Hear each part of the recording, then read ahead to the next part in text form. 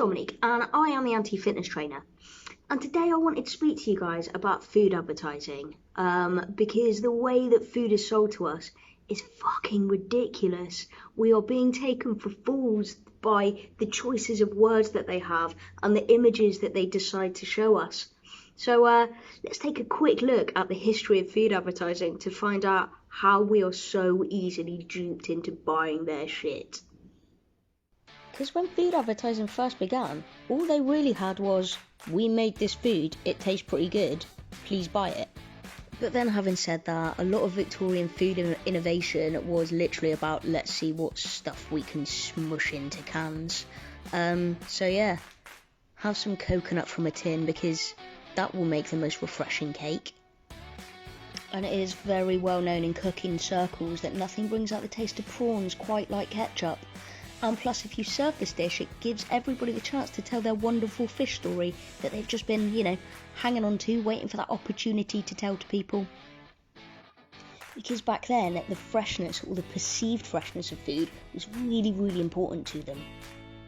And nothing says tasty or fresh more than a creepy-ass looking woman hugging ears of corn. And of course, if you like corn on the cob, then clearly you can't help but like the taste of cooking oil. It's a pleasant thought. Nothing says freshness more than a pest animal, which is famously well known for stealing food from bins. And insect saliva or insect vomit always does a really, really good job of selling me food. And sometimes not all the pest animals or insect juice in the world can sell a food product to us. Sometimes all we really need is just for a man to tell us how tasty it is. Food didn't just have to taste good, it also had to make us look good. It had to do a job of elevating our status in our social circles. But it had to be done on a budget, and it had to be done with convenience, and it had to be done for people that couldn't cook for the fucking life of them. So what better way of saying I deserve your respect than with a fine selection of tinned meats? And of course, cheese in a box always screams sophistication. Trust me, even your classiest dinner friends are not going to be able to tell the difference between this oyster stew from a tin and the finest, freshest oyster bisque. And there were times when at the very height of dinner party sophistication was showing people what weird ass food items you could poke into jello. Honestly. Like, I may laugh, but we're still doing the exact same fucking thing now on selling food with the promise of elevated status. Ferrero Rocher, ambassador? We've also been promised over the years that food will make us have more fun or be more well liked by people. And if you can't provide the type of life that you think your kids deserve because, I don't know, you're broke, you hate your life, just buy them fun. With sweets.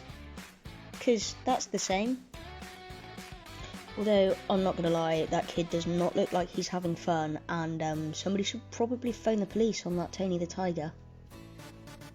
And if all else fails, you can always use food to cover up your candy-related Tourette's. That's all very well, having fun, enjoying your food and looking really posh while you're doing it. But as a woman, you have an important job, and that job is to keep you and your family healthy. So enter the world of functional food. So the need to have food which gave something to you, food that was functional or healthy in some way, all started with cereal companies who made breakfast to help us shit better. But then it all kind of went a bit crazy when government started issuing us diet advice and conducting the science, because as soon as the science was introduced to the public, the marketing companies jumped all over this as a way to sell their food, because obviously corn oil is just going to be fucking amazing for your health, isn't it? And so now food isn't just allowed to be food, it has to do a job, like lower cholesterol.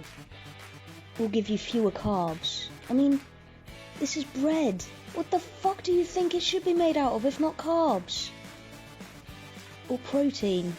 Oh, and by the way, this product is chicken. And what does chicken famously have fuckloads of without having to shout about it? Oh yeah, protein.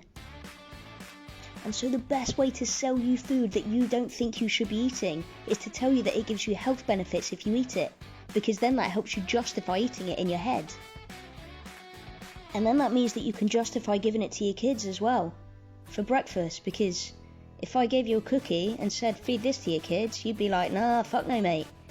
But if I put a green banner on the top of the box and told you it was whole grain, yeah, then you can do it with no moral qualms whatsoever. And a highly caffeinated energy drink must be fine because, vitamins and that. And if you're active, you can't have normal food anymore. Oh no, you need special food, special protein, active food, because normal food just isn't special enough. They have to make it more special. But a lot of the time, they don't even have to put in the effort to create extra functional marketing benefits of their product. All they have to do is put something vaguely healthy in the advertising next to the food. Because the power of suggestion is fucking strong, people. Even pizza can look and sound healthier if you just put a couple of green things on it and stick the word fresh in front of it. Come on! This is ice cream! But this is ice cream with a conscience, so it must be good for you somehow. And if it's not good for you, then fuck it, it's probably good for the environment or society or, I don't know, some way to justify it to yourself.